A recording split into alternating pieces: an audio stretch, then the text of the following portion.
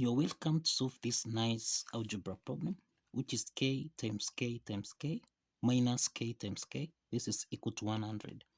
So what is the value of k? Now let's provide a solution from here. So we have k times k times k. This is k to the power of 3 minus k times k. This is k to the power of 2. And this is equal to 100.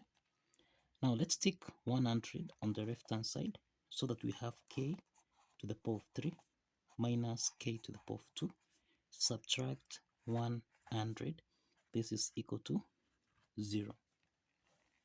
Now this is k to the power of 3 minus k to the power of 2 minus 100. This is the same thing as minus 125 plus 25. This is equal to 0. So this is k to the power of 3 minus k to the power of 2 minus 125. This is 5 to the power of 3. Then plus 25, which is 5 to the power of 2. And this is equal to 0. So we have k to the power of 3 here and 5 to the power of 3. So this is k to the power of 3 minus 5 to the power of 3. Subtract k to the power of 2 plus 5 to the power of 2. This is equal to 0. Now, this is k to the power of 3 minus 5 to the power of 3. Subtract. Now, we can express k squared plus 5 squared. This is the same thing as k minus into the parentheses. This is k squared minus 5 to the power of 2. This is equal to 0. We have minus times minus 5 squared. This is plus 5 to the power of 2. Now, here we have got two parts. This is the difference of two cubes expressed as a to the power of 3 minus b to the power of 3. The second part here, this is the difference of two perfect squares expressed as a squared minus b squared. So a to the power of 3 minus b to the power of 3. This is equal to a minus b. Into the parentheses, this is a to the power of 2 plus a times b plus b to the power of 2. Applying this identity, then we have that k to the power of 3 subtract 5 to the power of 3. This is the same thing as k subtract 5. Then we have k to the power of 2 plus 5k. Then plus 5 squared. This is plus 25. This is the first part. The second part here, this is the difference of two perfect squares expressed as a squared minus b squared. This is the same thing as a plus b multiplied by a subtract b. So this is to say that k squared minus 5 squared, this is the same thing as k plus 5 multiplied by k subtract 5. Let's call this equation. This is part 2. So let's combine part 1 and part 2 from here. Now combining part 1 and part 2, this means we have k minus 5. This is k to the power of 2 plus 5k, then plus 25. Then subtract k plus 5 multiplied by k minus 5. This is equal to 0. Now, we have that k subtract 5 is common here. So let's factor out k subtract 5. Into the parentheses, this is k squared plus 5k plus 25. Then we have a. Let's open the parentheses here. This is minus times k. This is minus k. Then minus times plus 5.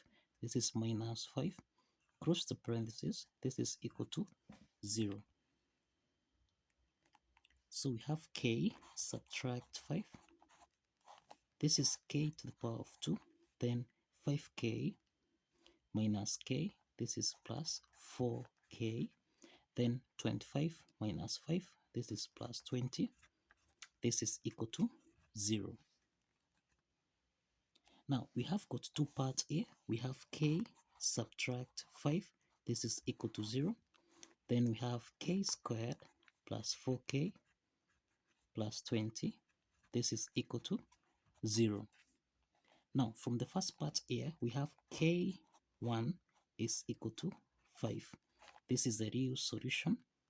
And from the second part here, this is a quadratic equation where we have a is equal to 1, b is equal to 4, and we have c, this is equal to 20.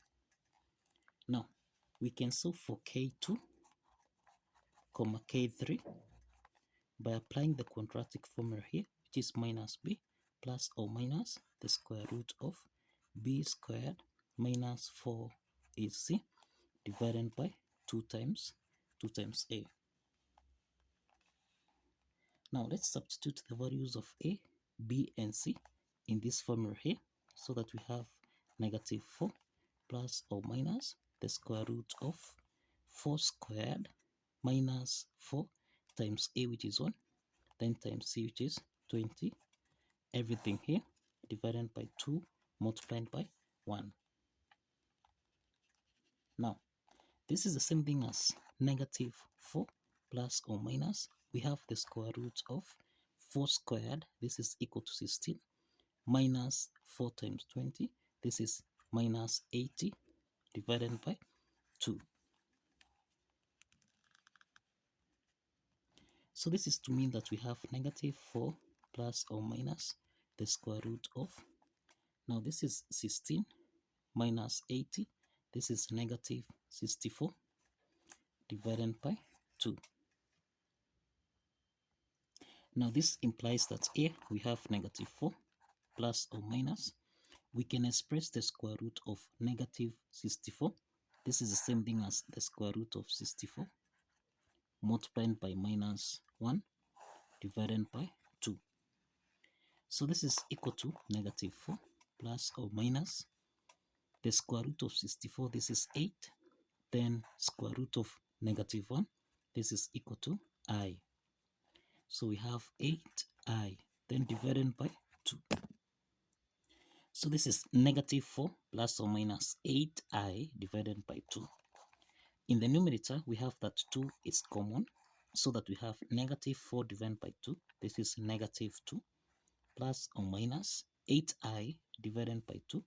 This is 4i. Let's divide everything here by 2. So we can divide 2 and 2 here. And this implies that k2, k3, this is equal to negative 2 plus or minus 4i. So this is to mean that k2 is equal to negative 2 plus 4i, and k3, this is equal to negative 2 minus 4i. So these are two complex solutions. These are two complex solutions. And we only have one real solution here, which is k1, and this is equal to 5. This is the only real solution for this algebra problem. Now let's check if this real solution here satisfies the equation. We have k multiplied by k multiplied by k, subtract k multiplied by k. This is supposed to give us a value of 100. So this is 5 multiplied by 5 multiplied by 5, subtract 5 times 5. This should give us a value of 100. 5 times 5 times 5, this is 125. Subtract 5 times 5, this is 25. This should give us a value of 100. 125 minus 25, this is 5 times 5 times 5, this is 125, minus 5 times 5, this is 25, and this is equal to 100, which is equal to 100. The left hand side is equal to the right hand side, and this implies that the real solution here satisfies the equation. So kindly follow the steps, like this video, and kindly subscribe. See you in the next video.